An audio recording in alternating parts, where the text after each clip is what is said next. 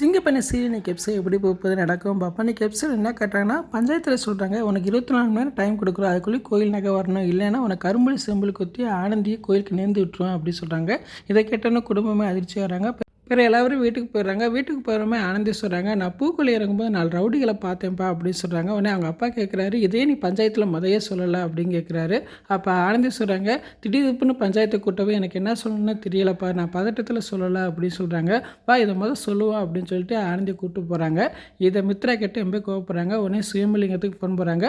Plan நல்லா போட்டு இப்படி சொதப்பி வச்சுருக்கிய அப்படின்னு கேட்குறாங்க. நீங்கள் என்ன சொல்ல ஒன்றும் புரியலை அப்படின்னு சுயம்பு கேட்குறேன். அப்போ மித்ரா சொல்கிறாங்க, அந்த ரவுடிகளை ஆனந்தி பார்த்துட்டால, உடனே போலீஸ்கிட்ட சொல்லணும்னு சொல்லி கிளம்பி போயிருக்காங்க அப்படின்னு சொல்கிறாங்க. இதை கேட்டோன்னு சுயம்பு அதிர்ச்சிறாங்க.